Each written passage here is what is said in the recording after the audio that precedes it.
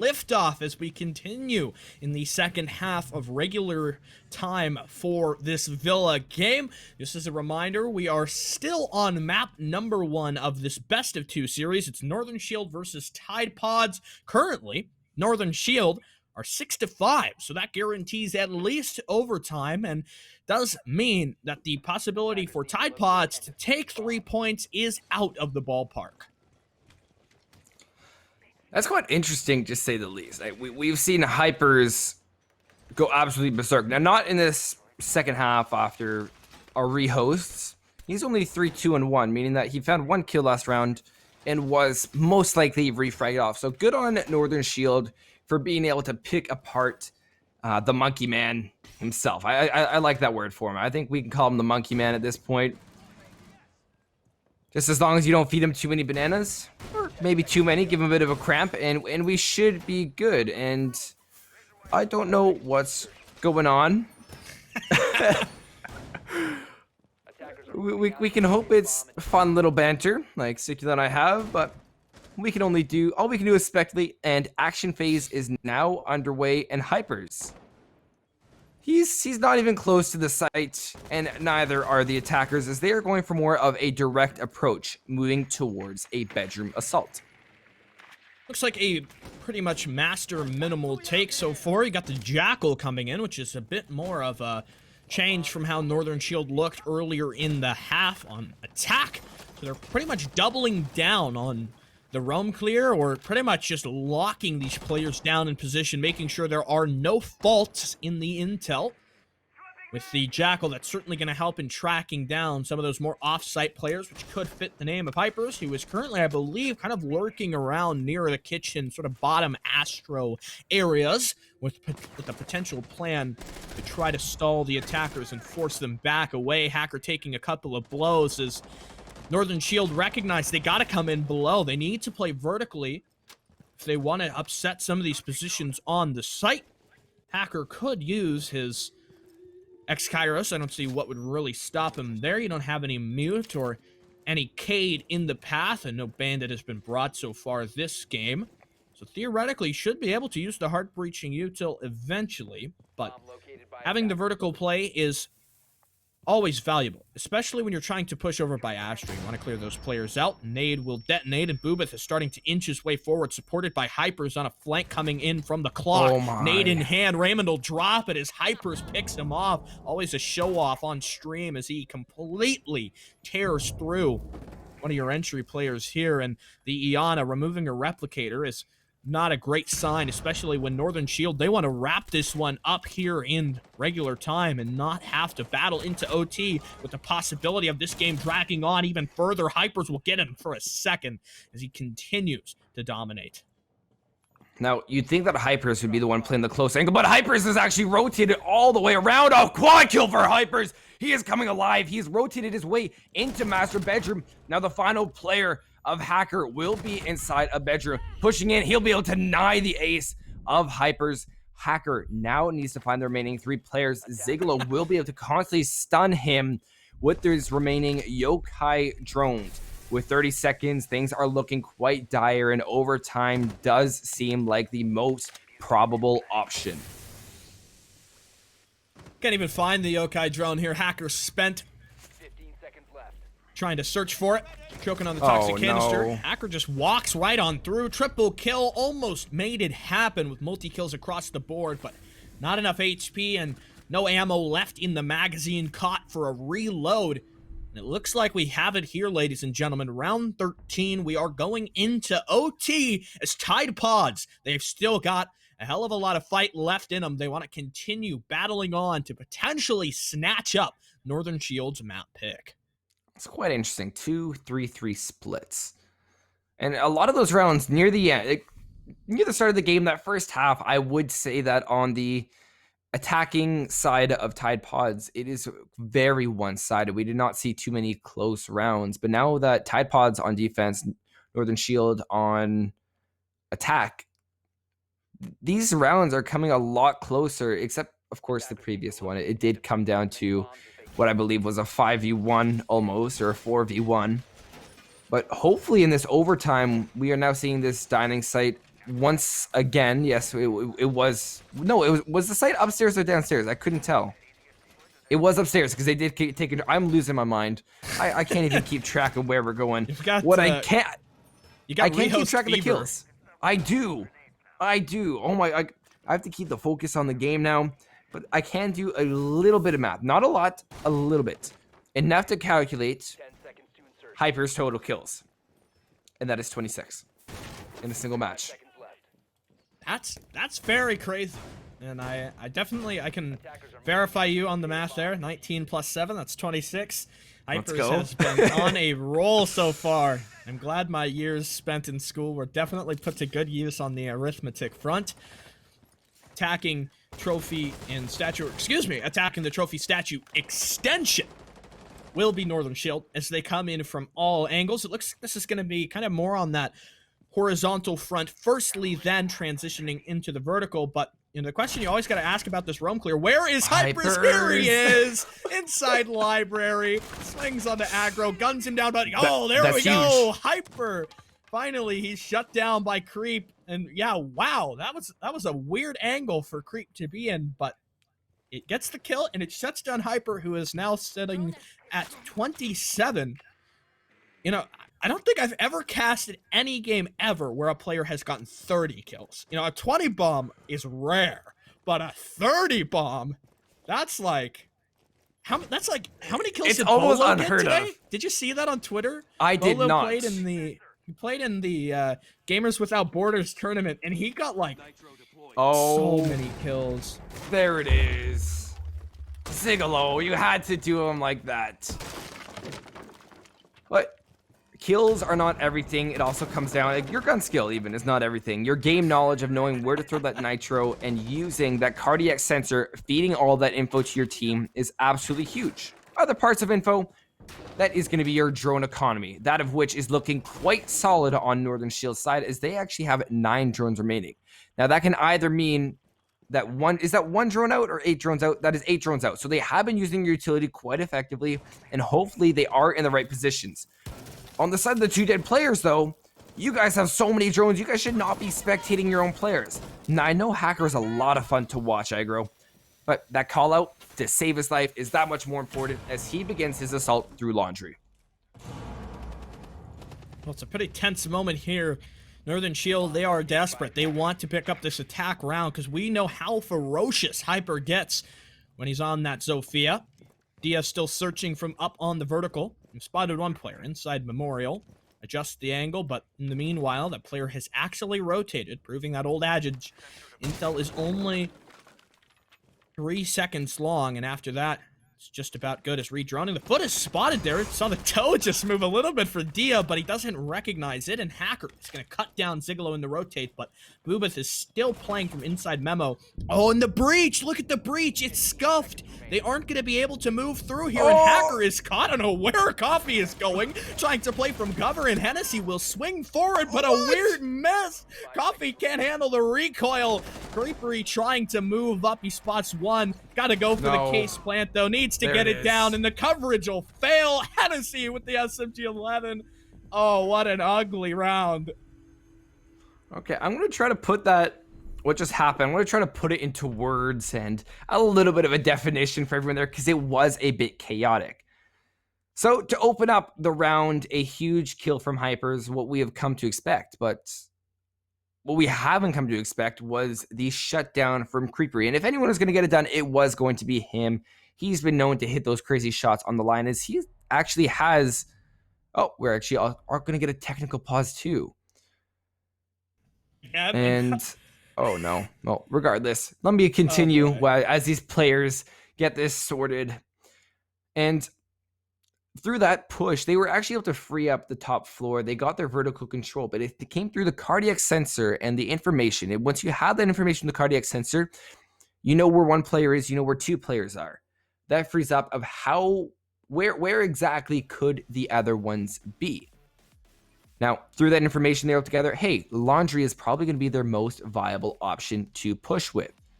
And you saw all of their attention redirected there. You saw the Jaeger, I believe that was, I can't remember who, Boobish, or Boob, whenever I don't have it in front of me, I always forget what it is, but I do believe he was on the Jaeger. He was able to hold from Memo window or just into, I think, this bike room.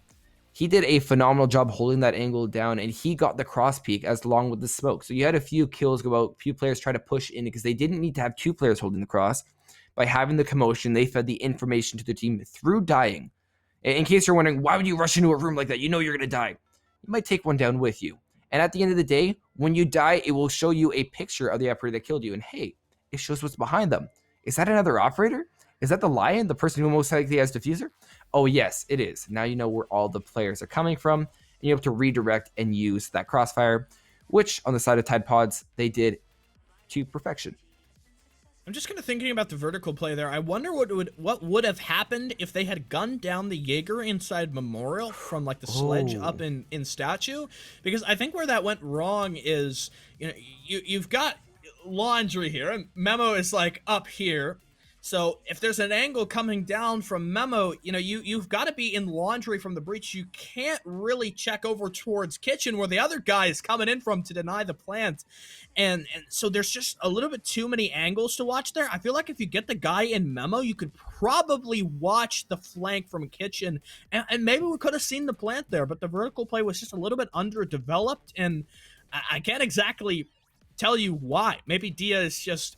There was just kind of like some hesitancy there. There was the nitros. We knew that. We had the C4 kind of fly up and just blow one of the players sky high. I believe that was Raymond, but here we go into another round. We should be able to resume, hopefully for the final time on Villa. I swear, if NS pick up this honestly, round... we get a reho. No, dude. At what point do I just have to look at the screen and just wonder, is it worth seeing that final round? Is the rehost really worth it? But regardless, I think at the end of the day, it always is, because we do have points on the line. Now, although things are really shaping up, it may be only the first play or the second play day first match for these teams. At the end of the season, when you could either have a really close point differential or this team is 1 point away from beating this other team, these are the rounds that count. Every point matters from the very start, and that's what a lot of people fail to see in leagues. They're like, oh, the league is still developing. Oh, the league is still developing. We still have time. No. The time is now until the very end, because every single point matters. If you don't get those points now, they're just free real estate for other teams. It's very true. 1 point could be the big difference at the end of the season. Of course, it's only 7 weeks long, so... your opportunity to get points, you got to make sure that you capitalize on that. I think that would be, what, you can get 6 points possible, so for 7 play days, that would be a total of 42 points you could accumulate if you won every single game. Maybe if you've got 5 hypers on a roster, that could be possible, but yeah, if this is a win for Tide Pods, I think it does 2 things. One, obviously, they would close it out with 2 points, and that would leave Northern Shield with just 1. But also, it gives them a lot of momentum going into their pick on Oregon, which is undoubtedly going to be another complete smoke show from Hypers. But now we get to see him back on the Zofia in a traditional game. It would have certainly been a while since we've had him on the attack, but wow. Oh, that's Hyper's gone, too. That's huge. That is such a huge pick. He's going to escape with his life. Also, we did not mention it because it did not seem too relevant at the time, but Boobith, the other fragger we have seen, was also lit up to 25 health at the start of the round. I don't know if that was at the hands of aggro, but we can see how comfortable Northern Shield is on this defending side. However, aggro will be spotted down inside a kitchen through a vertical hold made by the attackers, and he will be forced to rotate right on back to site, hopefully successfully. Hopefully. That's the name of the game, but I love this zinger by Korbeck. He said something like, if wishes were fishes, we'd all be fishing in the sea, or something to that effect. He probably swimming in the sea. Better. I don't know. something like that. But yeah, man, disadvantage and a nice little Yahoo quote of the day. The Yahoo quote of the day, yeah, that's about it. I don't know where he gets those. Like, he's got like a book of them that he reads off. I'm just in tears every time I cast with him. But 6 to 7, it's closeout time, or it's one more round of overtime. Good pickup there by Boobith. He might be on low HP, but he can still fight back, and he takes out probably the biggest operator that you could fell here in terms of, you know, what's stopping Tide Pods from pushing their way through to the site. You get the smokes cleared, but Raymond find himself a nice one as he just swings out there onto the study balcony and picks off the hard breacher. So you're going to have less angles that you can open up over by study side. Now the secondary hard breaching gadget just put to work, but it's an impact trick. Look at that, a huge play. That could be instrumental here. Hennessy will try to launch a nade through, but there's so many angles he's got to monitor. It looks like we're headed to max OT. Unless Coffee can pull out a huge clutch, he manages to shrink it. Just 2 left, but 20 seconds, and look at such a tight angle being held here by Creep. Moves forward, misses the shot. This is the window for Creep, but he's got a goo mine stuck in his leg. He's got to pop up, but Creep is back behind the reinforcement. Ryan playing it safe as Coffee goes for the adjust, but aggro shuts him down. As we'll see Northern Shield fight back, and we go to the decider of it all here on map 1. Now, interesting about that round is that we saw a lot of gunfights off-site that really influenced the push onto site, where you had the ace taken out before he could really throw H charge, even though he may have seemed to be in the opportune spot, and he was able to loop around, but your Zofia was gone off the board. That's a lot of information gone because Hypers will just rush right on in, and he also has the ability to burn ADSs, get rid of that destructible utility that on the side of Northern Shield, they were quite prominent in taking. So a huge round on that end, and it came down to those close gunfights at the end. We had a lot of close angles being played, and they need to really isolate that crossfire because we had the push come in from 90 going towards games, but that was forgotten about. You can't forget about those angles because the moment you do that, even if you go for 2-man rush onto site, you know there's someone in study, and they have a better cross peek onto you. You need to isolate it, get those players out of there, clear study out, get the player onto the window if you need to. But regardless, we're going to statue for our final round here on Villa. And Tide Pods is back on the defending end. 10 seconds left before insertion. Hypers is on to his signature Mozzie that he's played so far, and he's been pretty fantastic in all categories with the Mozzie. A little bit worse for wear there on the Zofia, but you know, that's one thing we talked about earlier in the game. When he was on Zo, there was a lot more kind of half and half. Like sometimes he would be really good, like he was getting 3Ks, he was being the entry, just man, really. But on the Mozzie, I think it's been a bit more consistent. I don't want to curse him though, so I'll quickly knock on wood. But a Nitro! Oh, Hypers for 2. Let him have it. Let it sing. That was just a work. There's the refrag though. Okay. Hope is not lost if you're a Northern Shield fan. Hypers has been shut down, and it has been done with he was a rather efficient refrag. You did lose your Ayana and your hard breach of Hibana, but that does not mean that you can't go in and frag out. You have 2 doorways, 4 at a most, to push into the site. And if you play your angles properly and you go for this take, use your relevant information on your drones, this round is still winnable as well as this map for Northern Shield. Yeah, we never want to call it when it's too early before it ends up in Creep. He's got a word against Hennessy, the collegiate representative here on this roster. Gone 6 out. Of course, we can see those Banshees always a problem when you come on towards the execute, but the Echo drones are going to serve in a similar role and could be the decider here in denying the plant, especially as time ticks on. But Northern Shield, 90 seconds to go. They're playing it efficiently. They'll open up the hatch. That allows Boobith to drop down, ostensibly to put the Nitro to use, as now Zigolo gets spotted and Creep catches Coffee. You will not be able to force that one back, but Zigolo nets the trade, and there's Boobith's Nitro, leaving it up to aggro against 2 for the map. If he can close it out, that would be huge. There's time to play with. There's time to work slowly. He finds the yokai and makes the adjustment, corrects the angle, searching for defenders. But Tide Pods, they aren't going to give it to him.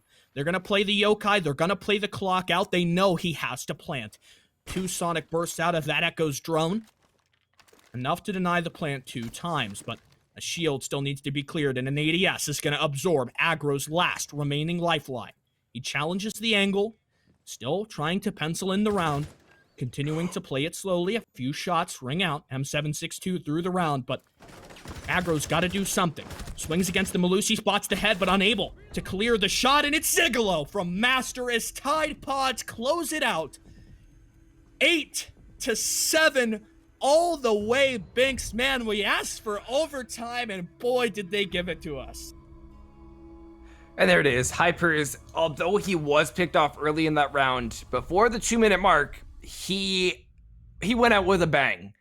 Or a boom in this case. And look at that. 10 kills before that. Bring him to a total of 29, not able to crack the 30. That's rough.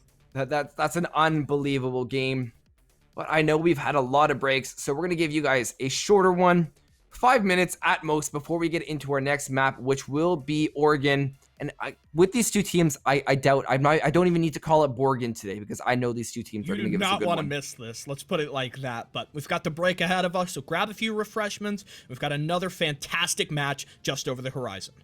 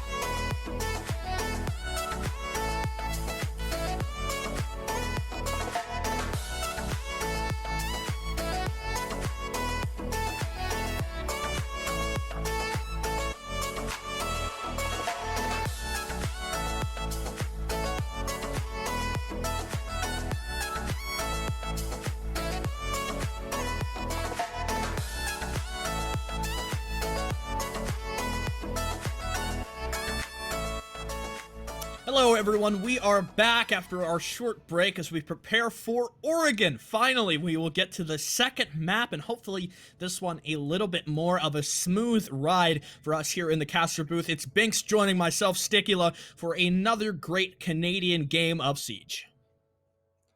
Now, our first one went the mile, 8-7, and that is not including rehost. That made for a total of an hour and 46 minutes, right around that ballpark.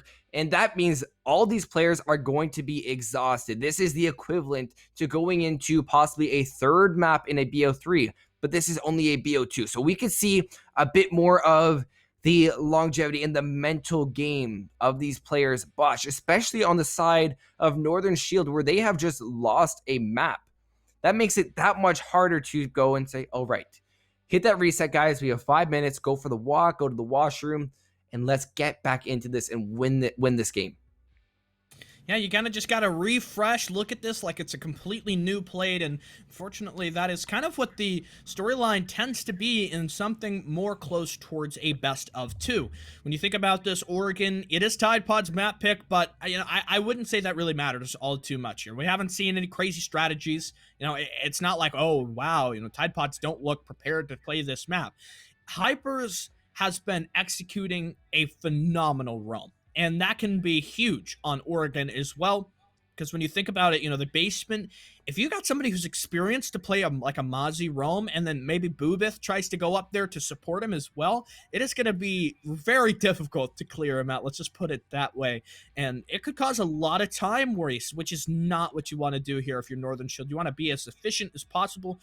Because Oregon, it's a big game about all the margins that you can earn. By how fast you move, by how efficient you are with utility, both, clearing utility, burning it against your opponents, but also your hard breaching utility, and how you put that against the defenders.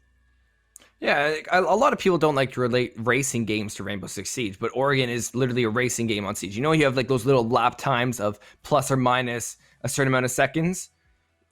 A lot of teams, if it was up to me, I would probably say put a timer in the top of your screen, and every time you step into a room that you're clear, let's say you're going for the basement, you step into meeting room, then that's like a checkpoint. And you push towards tower, that's a checkpoint. And it's about taking it and not giving it back up, which is something we've seen these teams have trouble with.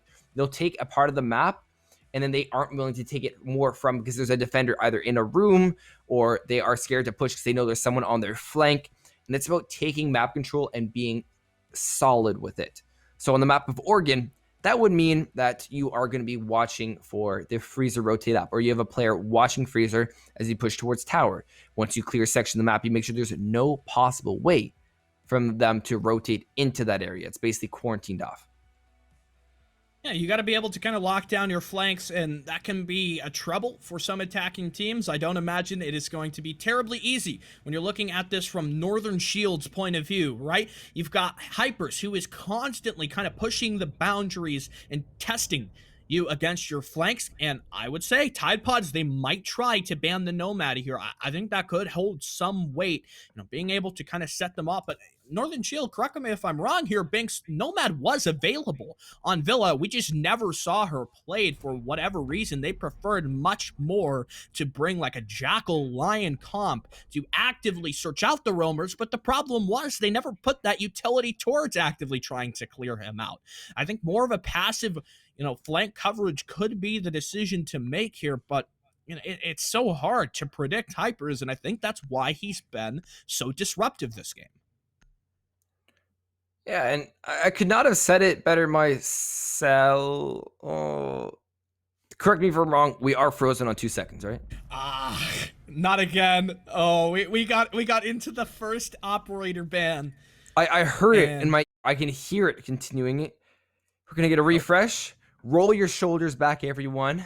Fix your collar, because Maverick and Valkyrie off the board, and that's right. That means Flores and his RC drones are going to be on the board, and I'm going to be able to roll my R, and that's something I can look forward to. But something else we can look forward to is our final defending ban. What will it be? The Mira once again. Can we see the repeat, especially with how potent Mira is on Oregon? It'll be the Cade. It's got to be the Cade. You have Maverick off the board. Cade would just be a solid way to defend any sort of reinforcement. And so no surprise there. as we will see Mira escape the ban phase. I love that from Hypers. Yeah, so true, so true. I mean, Thank he God just get on the Bowser's up. he would get on the Aruni. Like, He sure, would. you lose the 1.5, but he'd be on the Aruni. Who are we? There it is, Creep Reap, my man. Bring He's out on the Flores.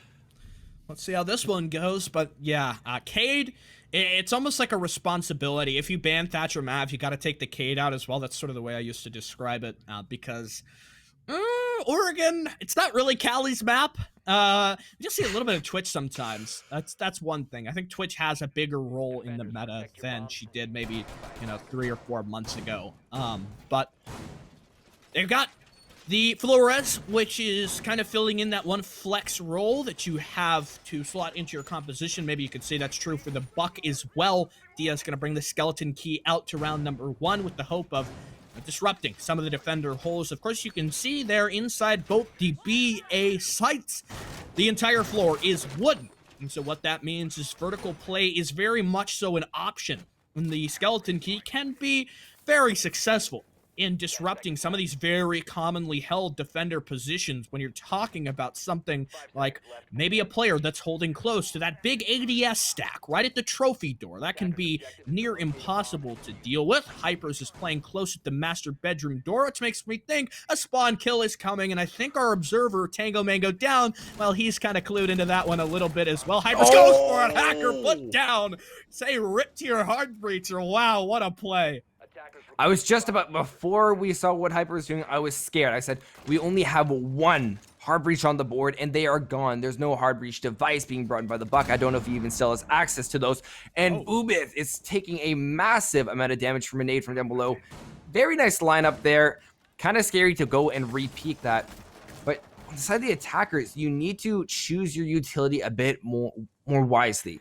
If you have Raymond and Creepy, they're both taking Ayana as well as the Flores. You have to wonder, is it better to go for a second hard breach? For example, the Ace is a very solid pick on Oregon for that reason. Or even the Thermite, now that he has recovered his smokes. Rather than taking both of these, what could call both utility clearing and intel gathering ops, but he's going to prove me wrong using Flores quite masterfully, and he'll be able to find the head of Boobith, who was previously lit up. We're on 4 here with a bit of damage dealt across multitude of players in lobby. Minute and 40 aggro. He's holding top of white, and Coffee is going to strafe right into the angle. Zigolo looking to double up as well. Aggro hoping to get another, but neither coming to a head. Hypers will pick off his second after a brief intermission from the opening word. Taking down the Habana. He'll pick up Tide Pod's second kill of the round.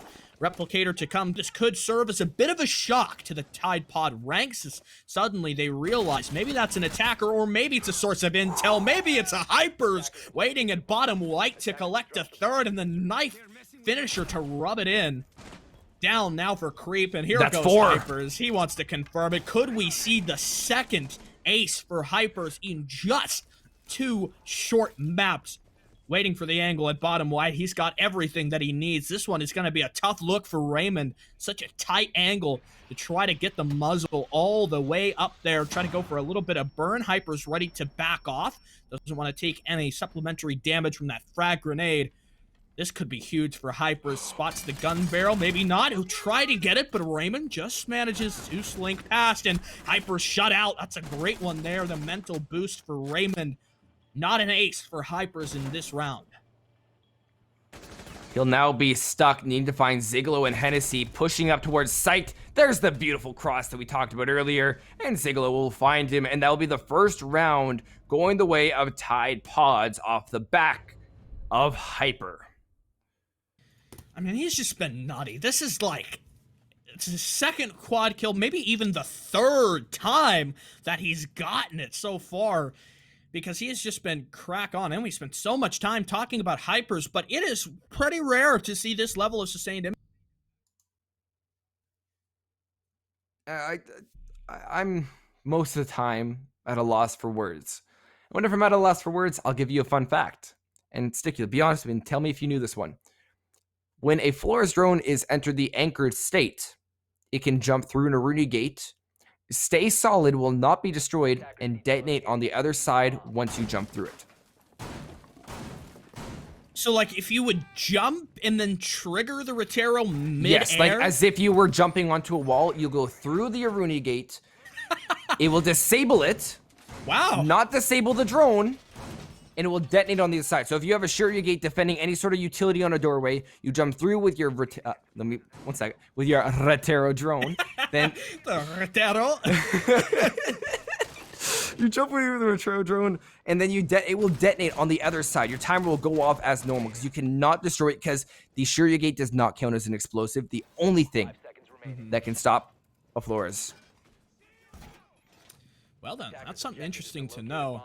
I've actually started banning Aruni in my ranked games recently just because it's very frustrating to play against. It's not a strategy a lot of players use, but I mean, it makes just your life so much easier, especially like when you're in ranked.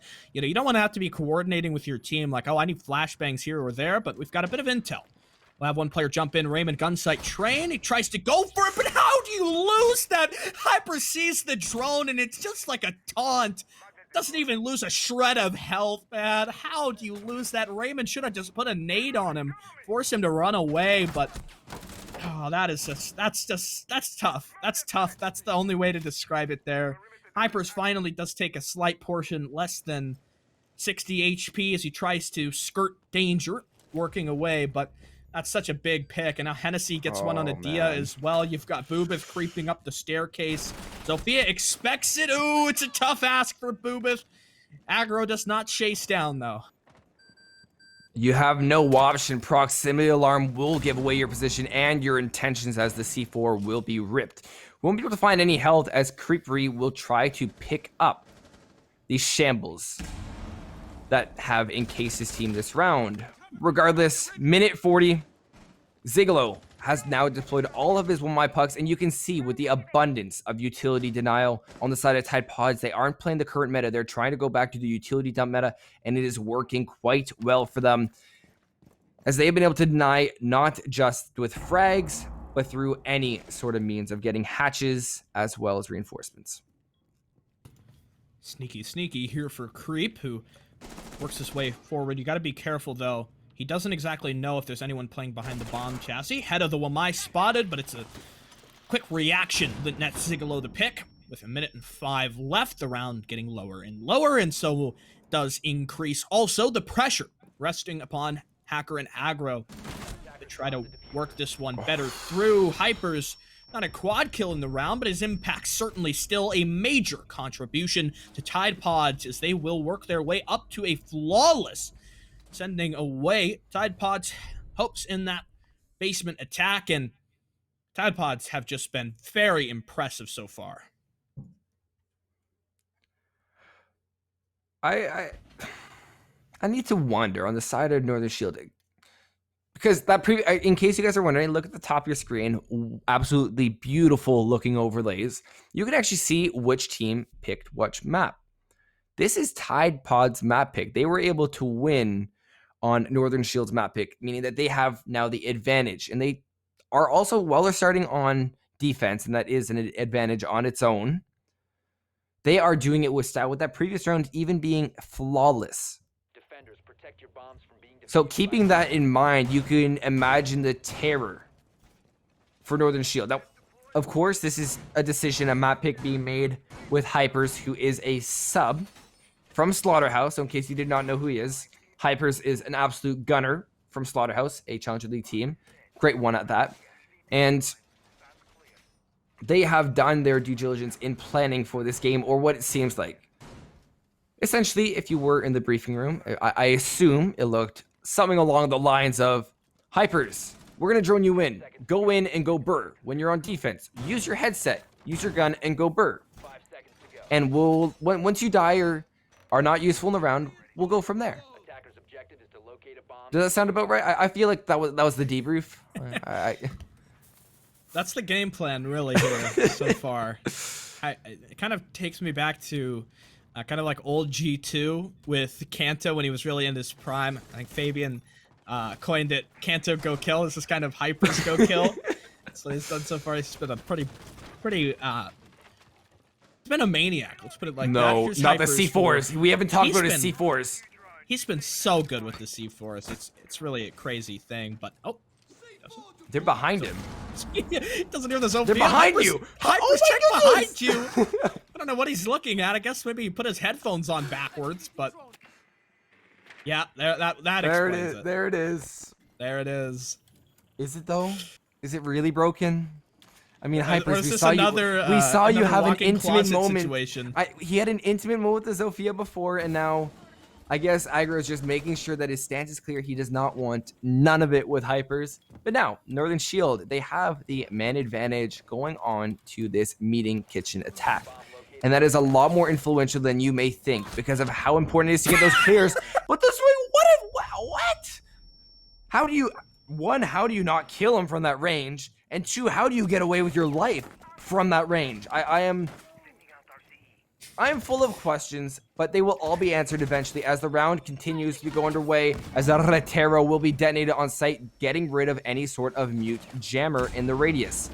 Now Ziglo is rotated back. He might go for a prone angle looking through, and this could net him a little bit of damage, if not a kill onto Creepery, who is already lit up. Now, from the attic hatch will be Coffee. He's been able to down the Zofia of aggro, and he has been, or they have been, a very prominent fragger thus far.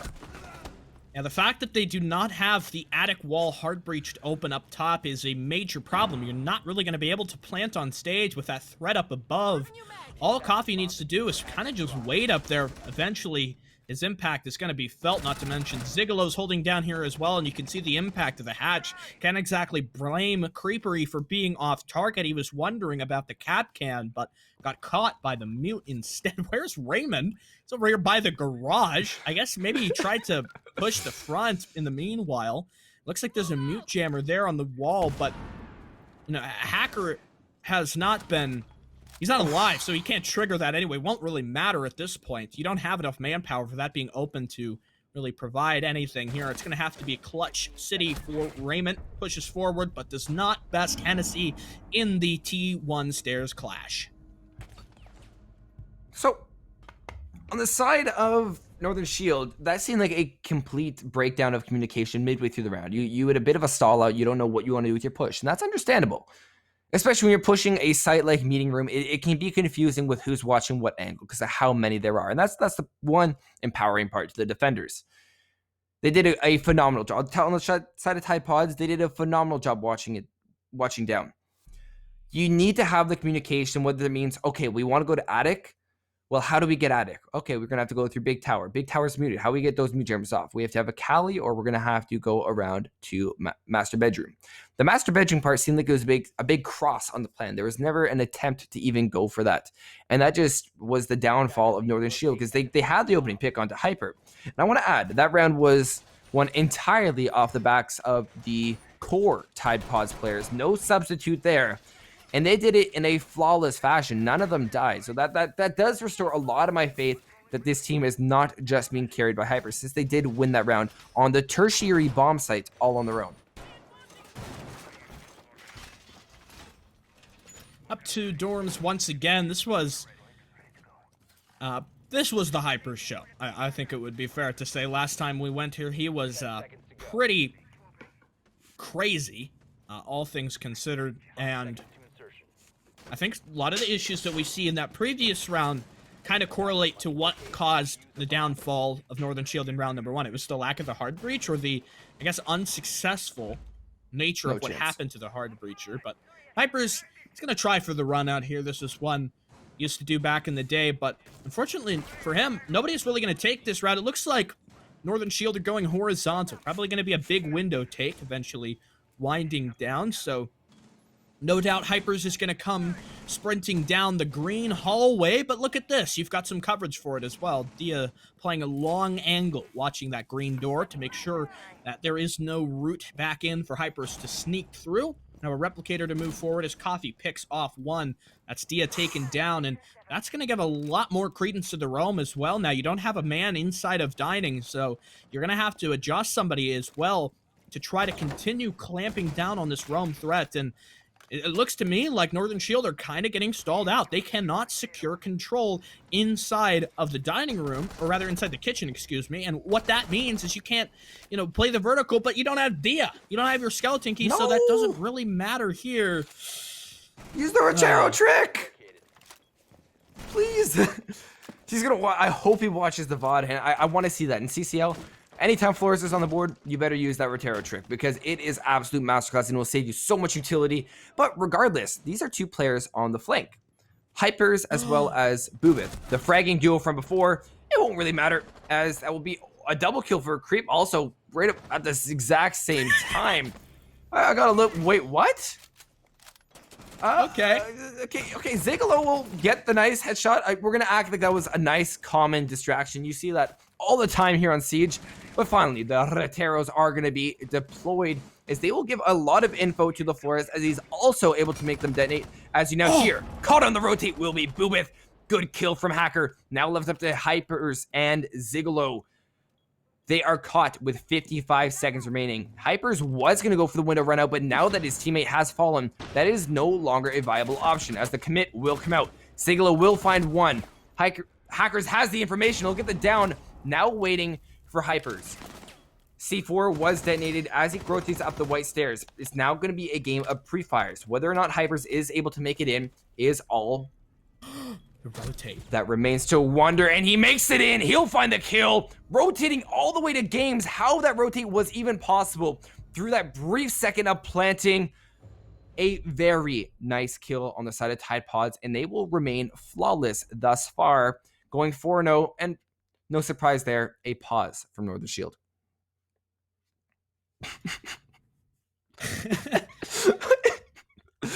I honestly, Siege has a lot of downtime. I think that's no secret to either of us. And I got to thank the players in the chat for making that downtime that much better. He talked about having a Tinder date earlier on in the night. I think that he matched with us. I think they matched with us.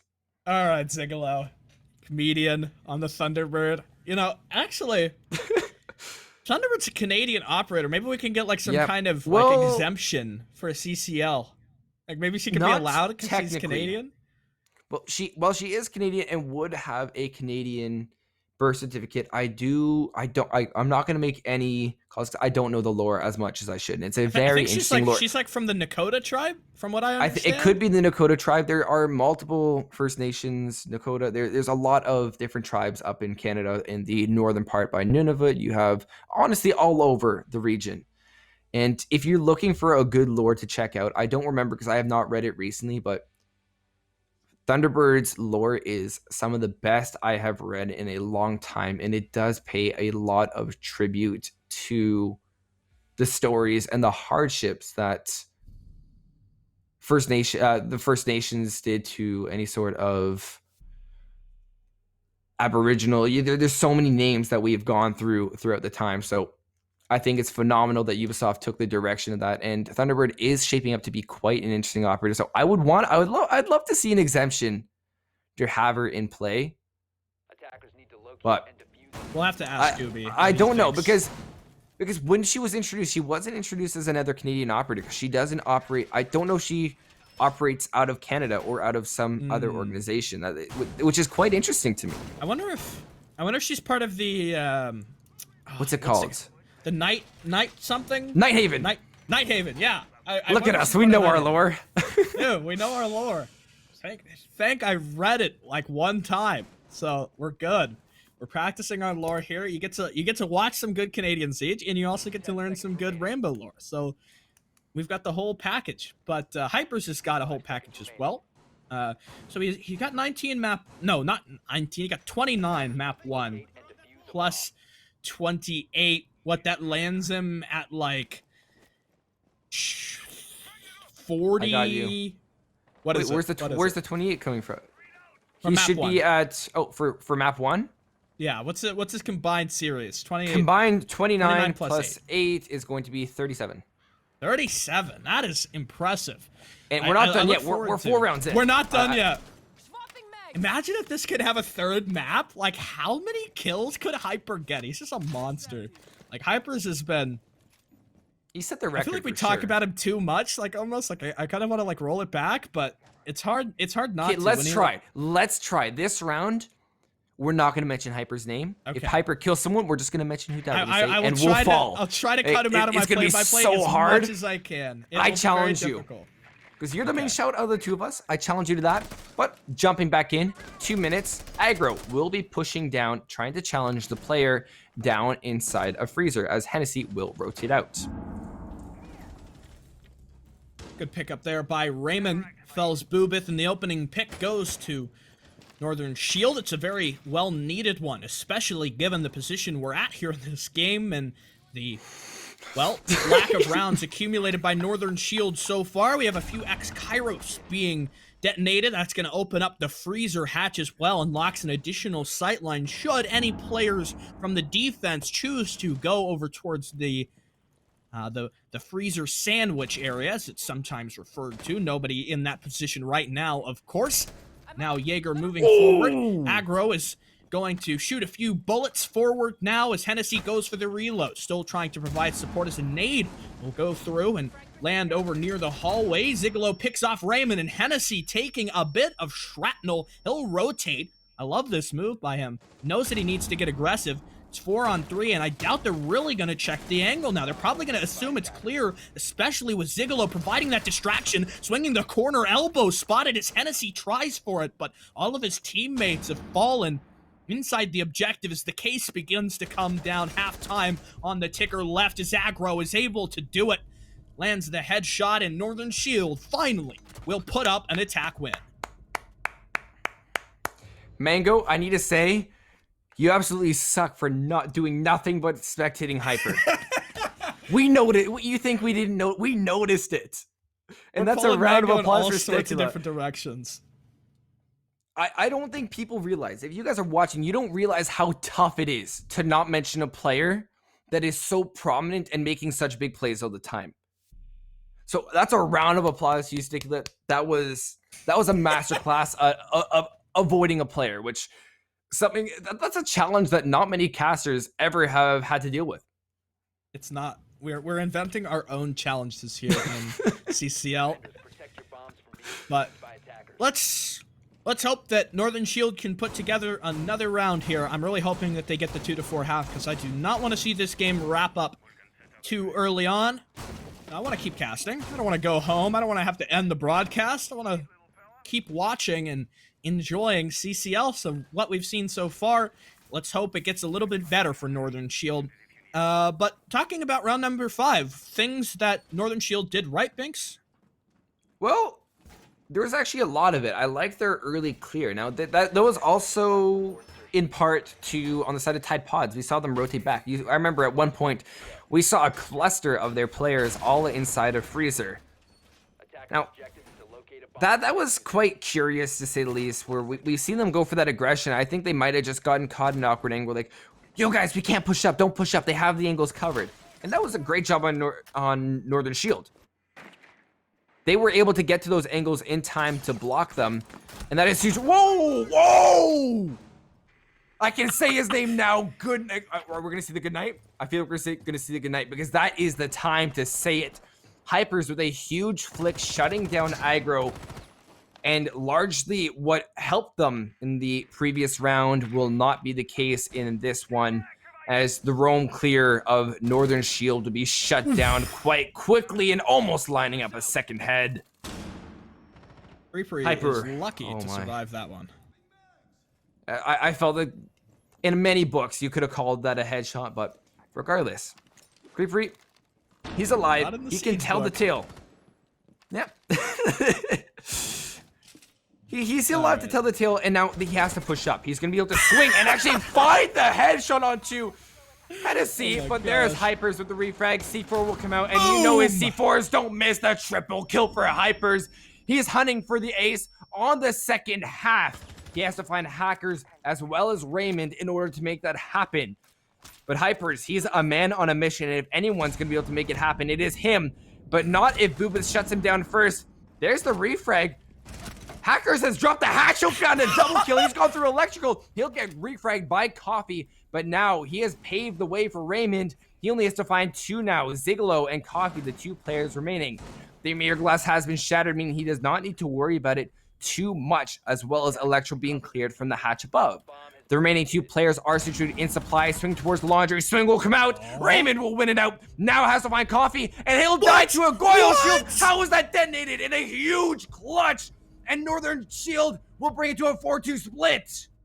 That is massive. Northern Shield, you've done it. Raymond How was that detonated? goes. I don't know. I think he shot it. He shot it himself. Why would you shoot that? Why would you shoot that? Oh, Sophia shot it. Okay, okay. That makes much more sense. That is huge. It's not all about gunplay. That was You gotta have a brain. as it ever gets.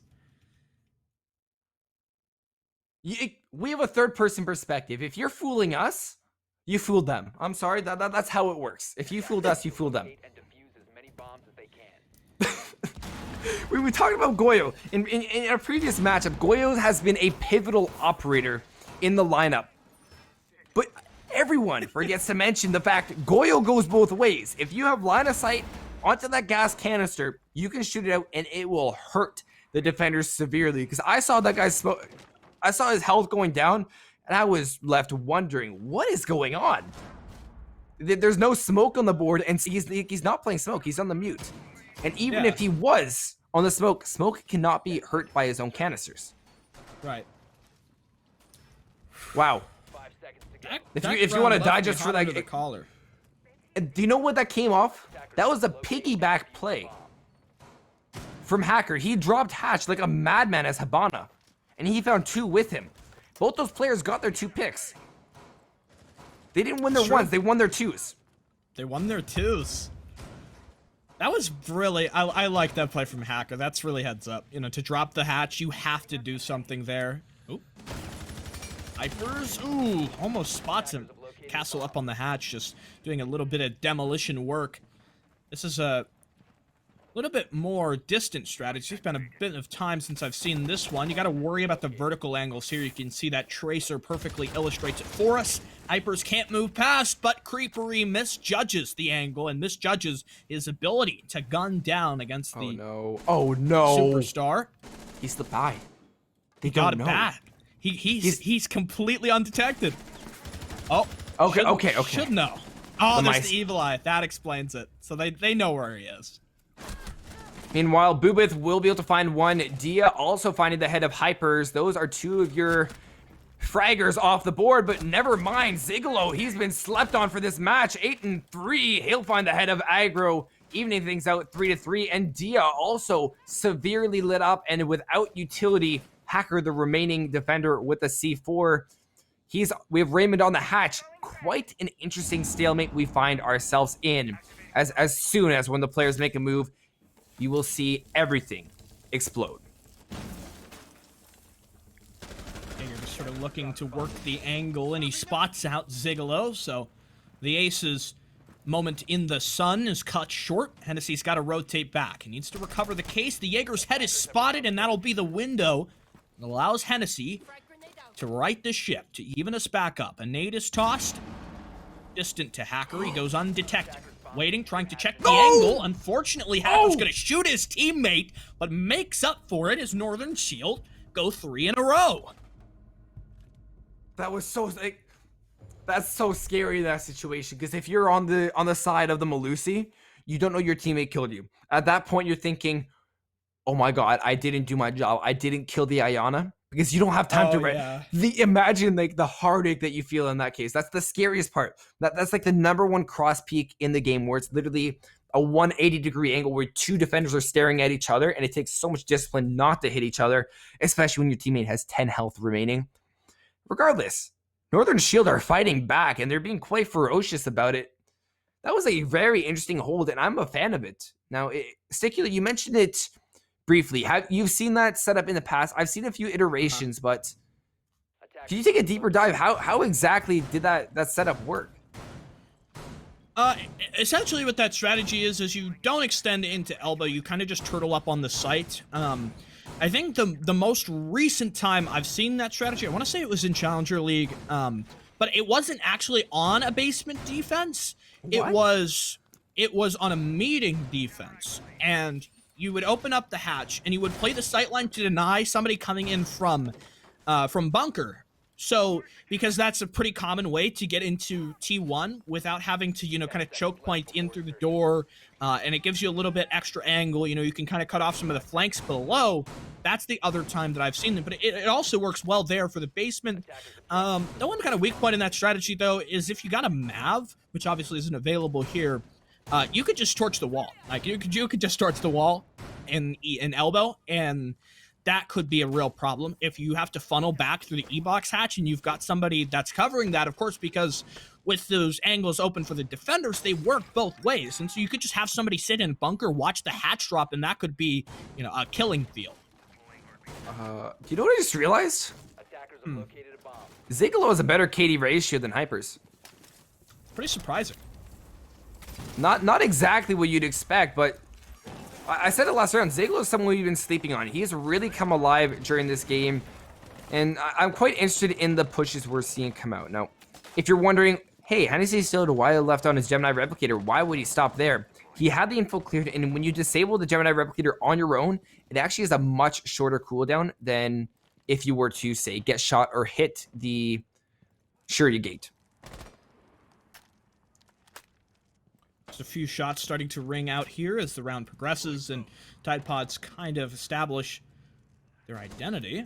Booba thought he might try to go peek towards closer at the window. I think Kadia might have tested it so far, but no, not instead. Just going to play it a little bit more passive. You got a roamer down in the basement. Hypers finds the open. Takes down Raymond. Loss of the pulse, not the world's worst. Maybe if this were split on Consulate, that would be a little bit more dangerous. Nitro up. Detonation comes, but no damage. Looked like Zigalo was using his vast experience. Was up on the bed. Had plenty of safe cover. Creepery's got the trade pick, though. He's been having a little bit of a resurgence. With Hennessy down, that's a big pair of nades. And so you're going to have to really leverage Coffee's one remaining breaching round and Hyper's one remaining grenade in the lifeline if you want to get rid of any other shields or utility that needs to be cleared, any soft walls that need to be broken. Ooh, the Don't shoulder. peek it. Don't tease Hypers like that. You will be punished for it, but fortunately he's got to switch weapons. Dia, what are you doing? Why would you peek that? Don't challenge Hypers. And another one tries to come fight him for it, but Hackers, I love that play. They kind of baited him. He walked down the white stairs, and Hacker was waiting inside Zig. He didn't even look over his shoulders there for the Zoe. Ace now been able to push onto site. Zigalo gets his frag, but he's also able to go for the plant. Meanwhile, Aggro will be able to find Boobith. Now Zigalo rotating all around. He had the positioning before, but now he has chosen his spot, and he will begin his plant. It will go down to be successful as Coffee finds one, and he'll find a second. Goodbye, Hacker. And there you go. Tide Pods not wanting to give up the lead whatsoever, and they will continue 3-5. Tide Pods just one round away from putting this into overtime and guaranteeing the max number of points that Northern Shield can accumulate from this game would be 3 total. The one for the overtime loss that they suffered on Villa, and the 2 that they could potentially net from a win here if they're able to surge back against Tide Pods like they did right at the start of round 5. It looked really good for them. They were starting to kind of battle back against Hypers, and they did that the same there in that Dorm's defense with the sort of set up and bait and play. But, you know, what would have that been like? What would the course of that round gone to if perhaps Dia didn't peek him and they still just baited him down? They had one player push down white. I think it was Aggro, make some noise. Hyper's not gonna miss on that opportunity. He's gonna hear the audio cue and he's gonna say, I will take the 50-50 fight. But with Hacker playing the corner, we already saw that he was very capable to net that pick in the setup there for that play. But what if Dia was able to survive and was able to use the Toxic Babes? That round could have been totally different. You could have smoked the breach, you could have smoked Trophy Door, you could have prevented the entrance, and you could have held on to the site control.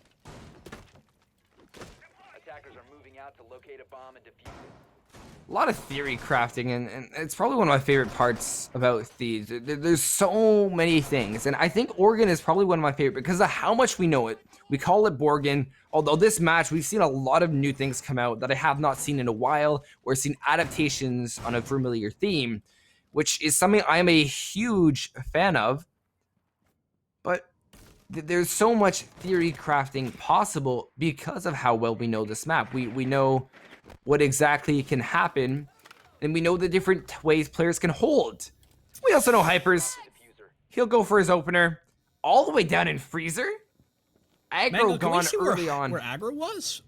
I'm concerned where, I guess the mute was, maybe he was lurking like near freeze. Either way, we've got more important affairs at the forefront here. It's Hyper as he tries to push up the main stairs. It's an ugly one. Both players suffering portions of damage each, but Coffee is still rocking out on that force. You madman! On the R4C! Oh, Raymond gets him with the punch and nearly walks into the nade, but Hypers is there. He rotates rather quickly. So the man advantage preserved. That was a hero move if I've seen one from Raymond, but fortunately there was just no way that he could get back to site safely. But it's 2 versus 3. You've got smokes up, and Hypers is on low HP. You should theoretically be able to kind of hold him back and keep him at bay, but that's not even gonna matter as Hypers will walk in, finds a third, and now Dia is trapped back against the wall. 2 smokes left, and the SMG-11 now being concussed. The drunk effect, the swing will hit, but Dia flattens Hypers, but traded out by Zigolo there. As Tide Pods, they will do it. They step on to match point. If you're ever wondering what's a smoke's greatest weakness, unless they're running the FMG9, distance and people. The more the merrier. He does not have the capacity, probably doesn't have the recoil control to be able to hit all of you in the head at enough time. And the round capacity, I believe it's around 17, 18 on your SMG-11. Your Mossberg shotgun is not going to do you justice that far, so you're better off hiding. But even when you have to ping, like that case for the Zofia of Hyper, you win it out. If you have one person behind him and another gunner like Zigolo, there's no winning that as a smoke. And that was quite expertly displayed by Tide Pods as they, like you said, are hurtling towards match point. Attackers need to locate and defuse bombs. I mean, they're hurtling towards game over. At this point, if Hypers gets the entry pick again, I kind of feel like that's sort of the crux here. You know, it's not necessarily killing Hypers, it's just reducing the support that he's got. You know, because, I mean, even if you do so much damage to him, we saw kind of the inconclusive nature of that fight for the control of Armory. Hypers took a lot of damage. Any other player, that probably reduces their chances of making a play by so much, but even still, Hypers walks up white. He's got this just unwavering confidence that carries him through a lot of these moments, and it's hard to play against that. You know, being an experienced player, being somebody who's used to rivaling that level of aggression, I'm not going to question, you know, Northern Shield's level of experience playing Siege, but Hypers is so talented in the way that he plays, and he has been doing this for a very long time. Oh, are we going to see a rush? This could be it here. I think we're about to see a rush, ladies and gentlemen. Here it goes. Crack on. Hyper shoots his teammate. What? Nearly whips around to fell Hacker, but Boobith for the trade. Raymond and Hacker gone for the defense, but you lose out on that power punch. Offensive coordinated unit.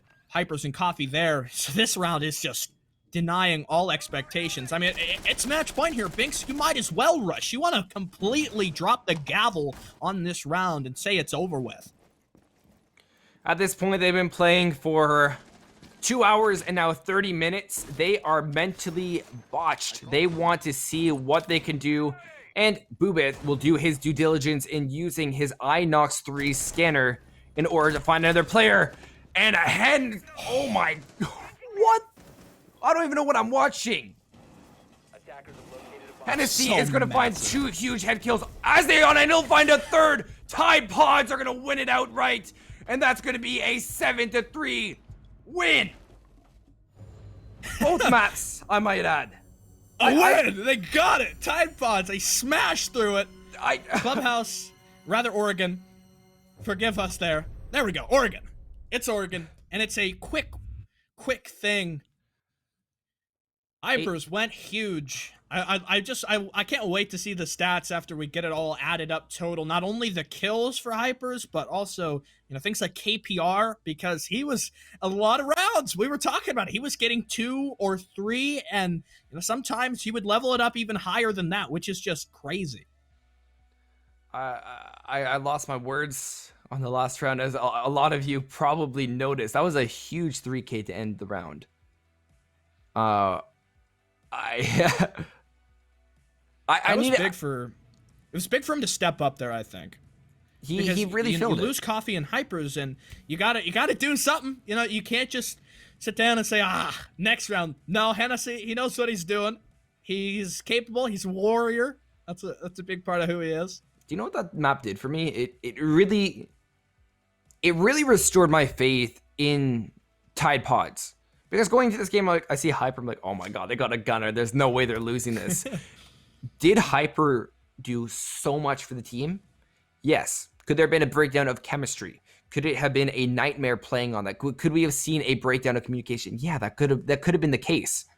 The team may not have been working well as they could have together, because they just don't know each other as well as they should. But in the future, they'll have their full 5-man, who we can assume is just as much of a gunner. But on Oregon, they played quite tightly knit. You could see the refrags were there. It wasn't just the show match of Hyper. It was all the players working together. Like I still want to bring it back to that near flawless round where Hypers was the first person to die, did not even expect a damage or take up the utility of the attackers. And yet none of the other ones, they weren't able to find a kill on that basement attack. So I'm very interested to see what both these teams, and a bit of a reconciliation towards Northern Shield. They played a phenomenal game. They had a few hiccups at times where they found themselves looking around a bit confused by their surroundings, but they made a lot of nice plays. They made it work. And when they did show and put their foot down to stop Hyper and the players of Tide Pods, they did a phenomenal job. Yeah, and I can totally understand kind of the situation that can be like. Not just completely ignoring the effects of the rehost, which constantly kind of jerk the momentum around, but you got to live with that. It happens. But, I've been in a situation like this before where you show up to your league game, you're ready to play, you spent all this time practicing. I saw on Twitter earlier the full stack of Northern Shield. They were preparing ahead of time, ahead of the game, but you have to play somebody like Hypers, and they upset pretty much any expectation that you can have just with their pure mechanical power. It's part of the reason why when you try to take your comp strats and execute them into ranked, it doesn't work, because just the way that sort of intersects when somebody has no fear, your strategy, your reinforcements, things like barbed wire, things like Malusi Banshees, they don't matter, because you're just going to charge headlong through them. Or in Hyper's case, he actually kind of did both. He was a team player. We saw, I think, one important example was on one of the basement defenses for Tide Pods. They had the Jaeger go prone bottom freeze, and we saw in chat after that, when the Jaeger died, it was kind of funny in the moment, but Hyper said, that was my idea. I called that out. You probably said something like, your Jaeger prone bottom of my stairs, they're going to try to kill me, so I want you to be prone to try to fight back against them. And it's plays like that will get you the W. So on that note, thank you guys so much for tuning into Canadian Contenders League on day 2, play day 2. And it's been a phenomenal one. We saw what could have been that match easily could have gone the full mile. So I've been Binks, and I've been joined by Sticula. Thank you guys so much for tuning in, and we can't wait to see you next weekend.